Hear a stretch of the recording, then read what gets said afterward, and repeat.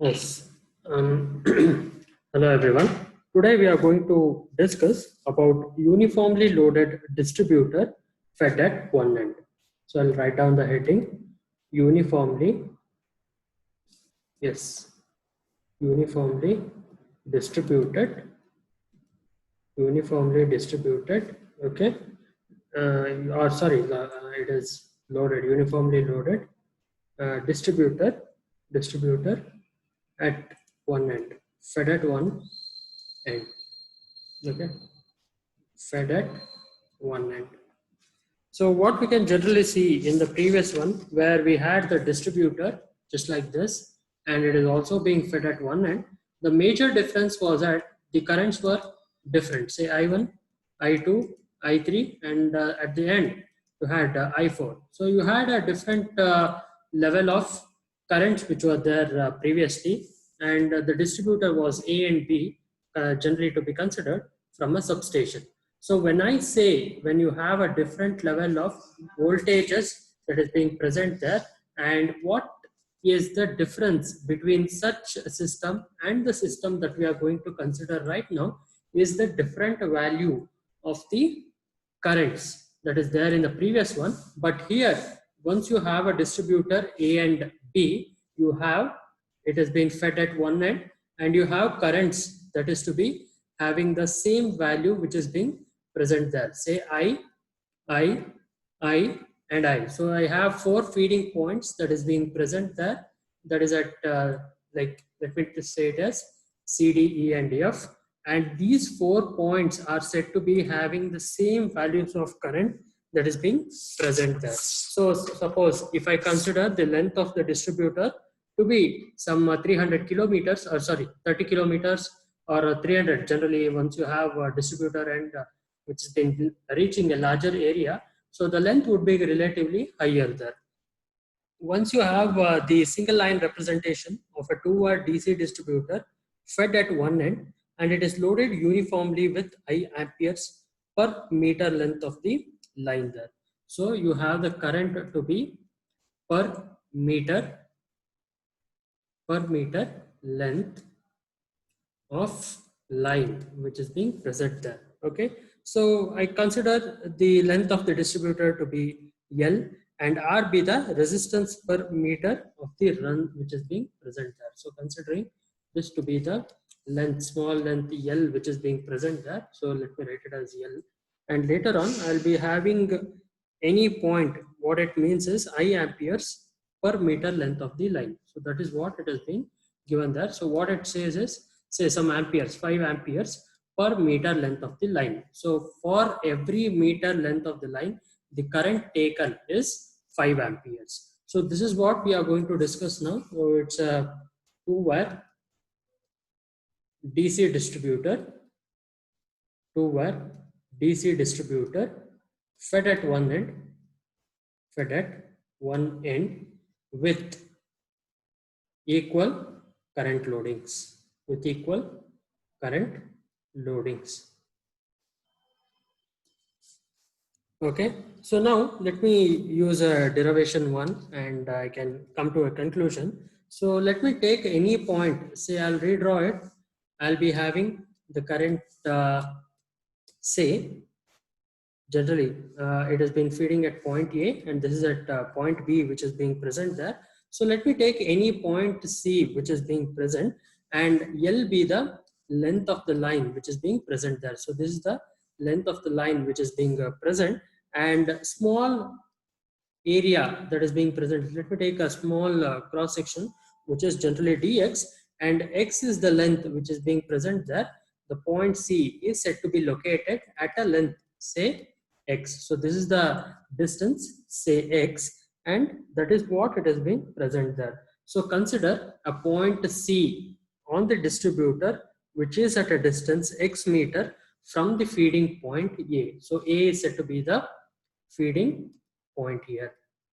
So A is said to be the feeding point here as shown in the figure. So the current at point C, how you are going to find out the current at point C is, you are going to find out, yeah, so current at point C, current at point C is given by IL minus Ix. So it is just a simple notation where you can generally find out the current at point C will be in amperes generally, and it is given by IL minus Ix, which is being present there. So these are the difference values of the currents that are being present there in such distributed systems. So once I have this distributed system being present there, so I'll be considering a small length dx that is being present there near point C. Consider a small length, say dx at point C.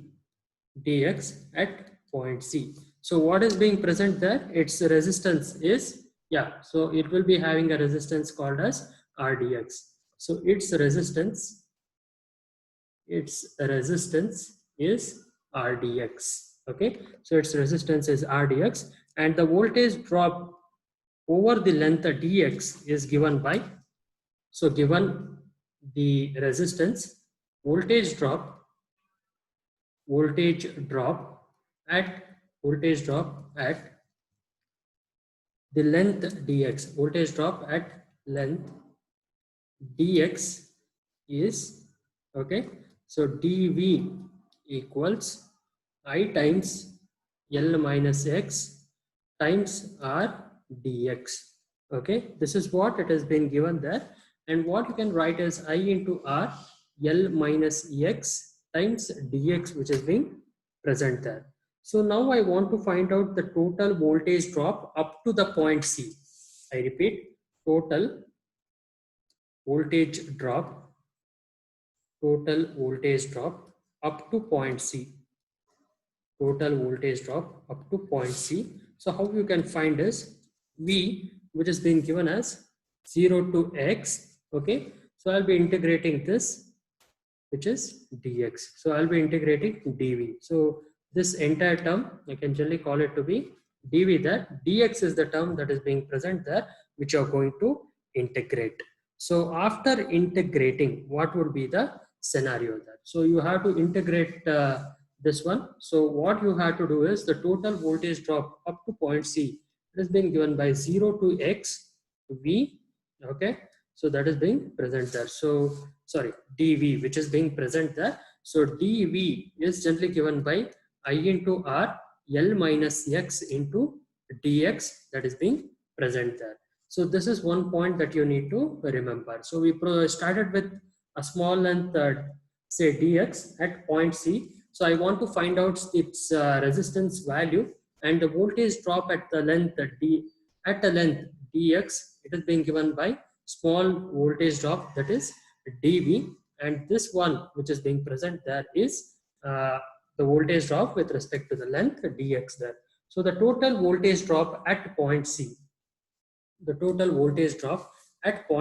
is being given by 0 to x. So that is what we have to consider. This is point C, this is the feeding point A, which is being present. This is the distance, say x, which is being present there. So I want to integrate that value of the voltage, the small voltage value which is being present there. So this one has to be integrated properly. And what is the voltage level that you are going to get now? So let me start with the derivation one. So what I'll be doing is V will be equal to 0 to x dv, which is being present there. So 0 to x, whatever that is being present there, so I can integrate it I into R L minus x dx, which is being present there. Okay, what you are going to integrate now is you are going to integrate the value of the constant terms which are being present there. So I'll be telling you the integral 0 to x IR into L dx minus 0 to x. Okay, 0 to x is the integral IR into x dx. So this is entirely a constant term which is being present there, because current is also considered to be a constant because it is a uniformly loaded distributor which is there at one end.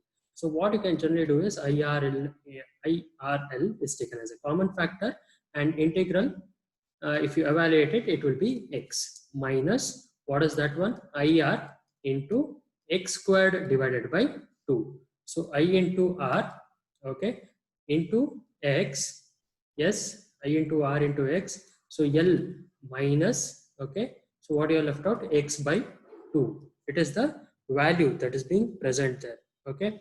So this is what you are going to do now, or if you multiply it at the inner one, so what you'll be getting is IR into Lx minus x squared divided by 2. So that's the value of the voltage that is being present there at the point C. So voltage at the point C is being given by that equation. So total voltage drop up to the point C. So total voltage drop, total voltage drop up to point C.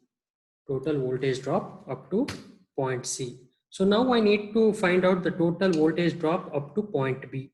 Okay. So what do I need to do? So I need to take the entire drop across the distributor which is being present there. So the whole distributor is to be considered. So you can replace X with L in the above expression. So after replacing X with L, so the voltage drop across the entire distributor is being given like that. So to find voltage drop, across the entire distributor AB, across the entire distributor AB. Okay, so this is a DC distributor, voltage drop across the entire distributor AB, which is to be considered. This is A, this is B. Okay, so this is the 2 points which are being present there. So this is the entire length of the distributor, say L. So what you are going to say here is you are going to replace X with L in the previous expression. Okay, so replacing X with L, replacing X with L to get the voltage drop,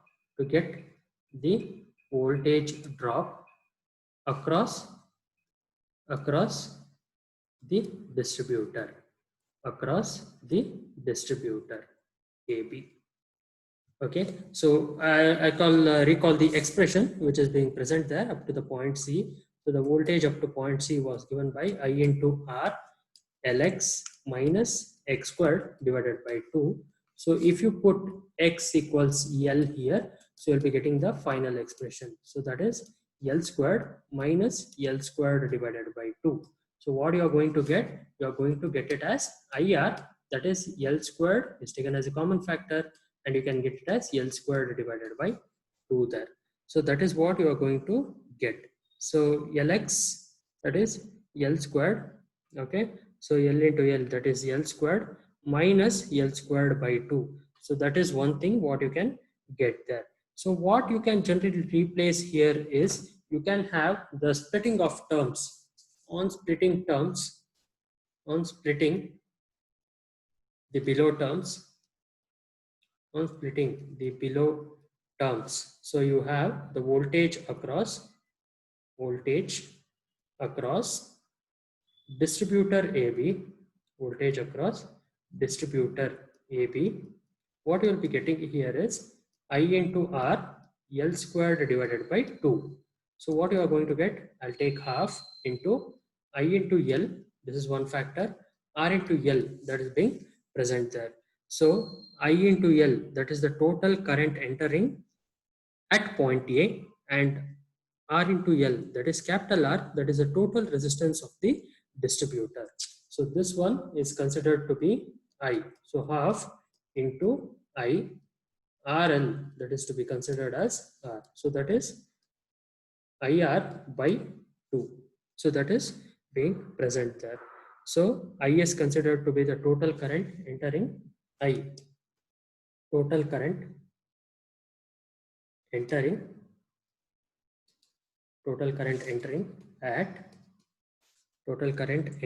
at point A.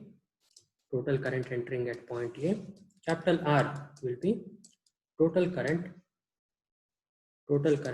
entering at, that is, sorry, I am extremely sorry.